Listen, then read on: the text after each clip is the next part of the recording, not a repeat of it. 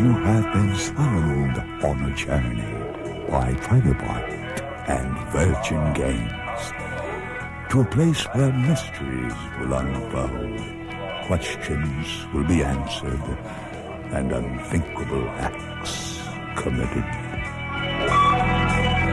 Let's take the time to find out what's inside.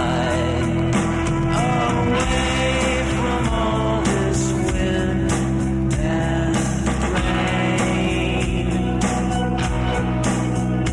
The six arrive.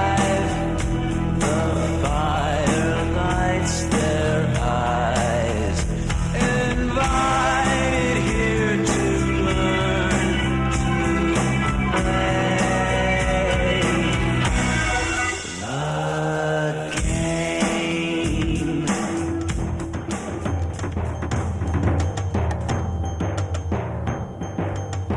Nestled deep in the heart of Oregon, lurking amidst the quaint bed and breakfast dens of a small one-horse town they call Jacksonville, we find a company that has changed the face of global entertainment forever.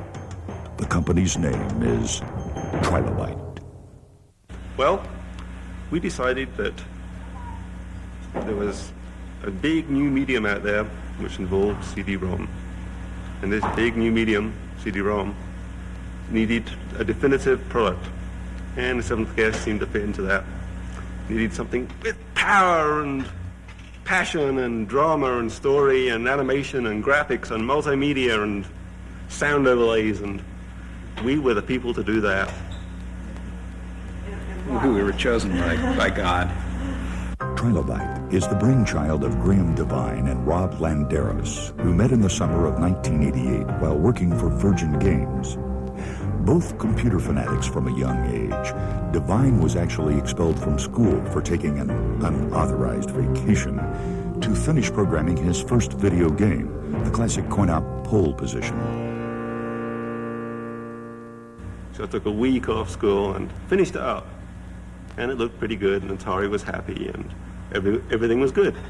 Went back to school with a note saying I'd taken a week off school to finish up this game. Didn't lie. Didn't say I had the flu, which is what I should have done.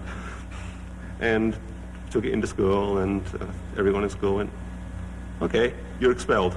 Both Devine and Landeros drew upon their colorful pasts and interests in the macabre to breathe life into the Seventh Guest. And the whole horror genre really appealed to us, doing an interactive version of Clue combined with David Lynch-like effects. And this is what we basically outlined to Matthew. We have this house that's going to be haunted, and the villain's going to be an evil toy maker, and his house is going to be filled with evil toys. With a groundbreaking game like The Seventh Guest, it was necessary to enlist the talents of the professional horror novelist, Matthew Costello. As I said, when I got involved to write the script for The Seventh Guest, it was essentially another writing job. Writers, of course, like a lot of people in creative field exist when they freelance, from job to job. It was a nice job, it was an interesting job, but nothing I thought of unusual note. It's only when I got involved and I saw what Trilobite was actually up to that I realized that there was potential for something extraordinary here. Most people who write novels are used to telling one story. They tell a story in sequence from beginning to end with 2 or 3 viewpoints. And that's a nice, neat way to work. You can just sit down every day and move the story a little bit further. My first writing was for games, doing interactive game novels, and then interactive role-playing adventures for Batman, for games like Call of Cthulhu, which is a horror game, for science fiction interactive novels. So I was used to handling multiple plots. So when this came up, it was something I was familiar with, cutting and dicing. What I wasn't prepared for was the fact that it really had to be a film script in about 50 or 60 sections. Originally, we're going to try to find a Gothic-style Victorian house and take the cameras in there and take a bunch of photographs of the interiors, kind of a 360-degree pan of interior of various rooms. But that became unfeasible, and it wasn't until Robert Stein came around and showed us how we could render, that it was truly feasible to render a room in 3D Studio. Okay, this is the first module of 3D Studio's 5 modules. This is called the 2D Shaper. In it, we can create a 2D shape like this circle. We import the circle into the next module called the 3D Lofter. This circle can be moved along a path. In this case, we have a straight path in which we will move our circle. A preview will give us an example of what the object would look like in 3D. Once we've decided to make our object, we can move that object and all other objects we make into the 3D editor. We can put them together in order to create anything we want, such as this chair. Small objects like this can be rendered in a relatively small amount of time, approximately 30 to 40 seconds for a complete 24-bit image like this. However, rooms such as the foyer and hallway system in the 7th Guest are extremely large and will take up to 20 to 40 minutes per frame to render, and there's over 1,000 frames for that whole system. I knew Graham and Rob for several years working at Virgin Games. I had left Virgin and moved to Seattle, and they had informed me that they were planning to form their own company, so when the opportunity arose, I jumped to it. Having known them, I felt I could work competently with them. And they were originally intending to shoot the entire game with video. They were aware that I was working with 3D Studio and rendering, and they asked to see some samples of what I could do. And I produced one room, a room that was never used in the game. And it was satisfactory enough to convince us that we could get by quite well using the 3D program for the entire house while still using video for the actors. Action! I have always wanted to be president. Possibly president of a bank. Playing with staff will be a breeze. I will surely win.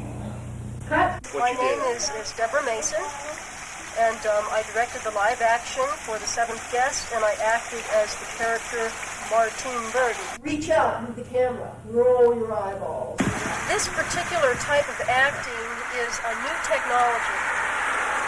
Feature film acting has been around for about 100 years and is a series of angles, close-ups on the person.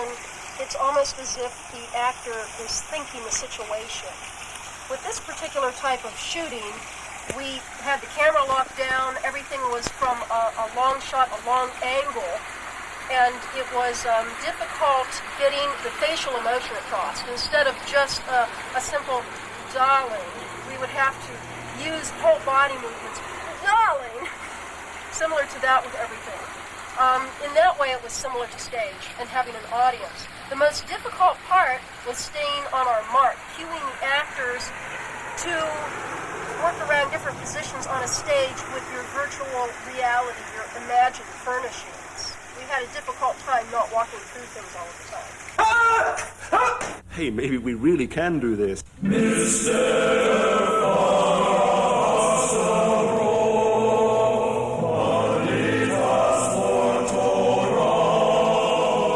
When we first got in touch with the Fat Man, we didn't know who the heck he was. And, we didn't know that he was larger than life or that he was such a, musical genius. We didn't know he'd have such a big impact on the project. We thought he'd do the music. He didn't even know who he was. He didn't even know who he was. We unleashed his creative potential. Here, my head is full of music.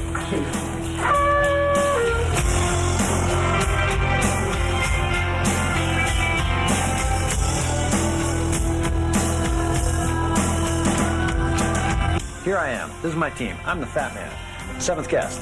Dave Govett, Wing Commander, lots of stuff. Joe McDermott, baseball, lots of other stuff. Kevin Phelan, just sits around. I've got a piano for one character. I've got an oboe for another character. I've got a muted trumpet for another character. And they're all reflecting the personality of the character. The muted trumpet is sexy. The oboe is kind of doddering. The piano is a piano bar. there's a circus, there's an organ like from a circus sideshow, and that's for the musician. He's a mysterious guy, or he wants to be a mysterious guy, so it's not really mysterious. It's pseudo-mysterious, pseudo-mysterious. It's a musical style, really.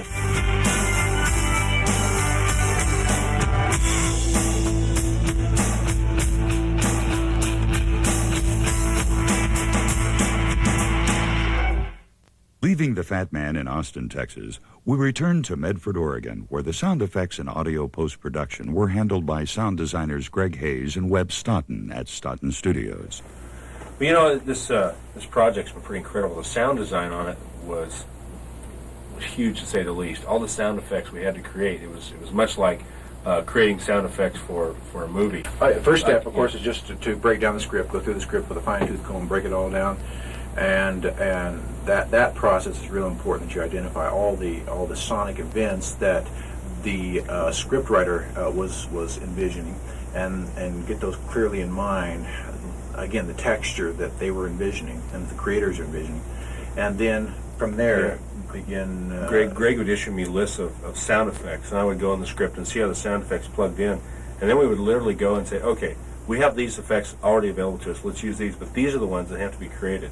For instance, some of the effects we did, one little sequence we did, we took a coconut, and we broke this coconut into multiple pieces, trying to get a great head cracking sound. So when one of the guys gets slammed up against the wall, his head cracks. It gets back to that thing of you create a very deep, rich environment for each of these areas.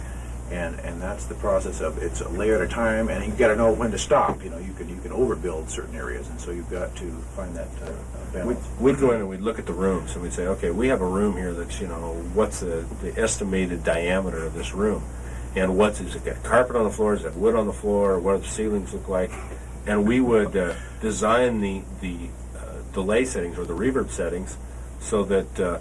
Or the echo setting, so this room would have this believable decay time. I mean, this room doesn't even exist. I mean, that's just so strange. It's just it's an abstract room, but yet it is a real room. You have to believe it is real. You're the one. I'm gonna leave. Don't run away, please. Don't run away. Don't go. Don't go. No, don't go. Bringing all these elements together and fitting them into 2 CDs requires the use of a relatively new technology known as digital compression. Well, for the seventh guest, really, I think it's all hinged on compression technology. We take full motion digital video in a relatively high-res screen, 640 by 320, and we compress it. And if you look at the originals, the original screens that we start with, they're 600K per frame. And we bring that down to less than 30K per frame, so you can have full motion video streaming off of a relatively slow CD-ROM drive. When we started this project, there wasn't any full motion video, there wasn't digital movies that were playing on computers anywhere. We were really pioneering into that area with handling audio, handling video, handling all of that. There was no tools that could handle a high resolution screen. There's a number of animators out there that were low res. All of our images were in high res, so a lot of the tools that we use here are completely proprietary. Basically, there were no tools for doing the seventh guest when we started out on this project, and fortunately, some right ones came along, and what wasn't available, Graham made. While creating such an avant-garde software product proved challenging, Devine and Landeros expressed no regrets for undertaking this highly anticipated multimedia endeavor. In fact, everyone involved with the making of the seventh guest seemed very optimistic about the future of the industry. So we now leave you with some of their predictions for where this new medium will take us. It's all a little bizarre right now. It can't become mass whilst it's so bizarre. I think as the next few months, not even years, go by, that there's going to be such an explosion in the CD-ROM technology that that is how you're going to buy games. Versions of Guest and follow-up trial by products will, I'm sure, find their way into all those platforms also.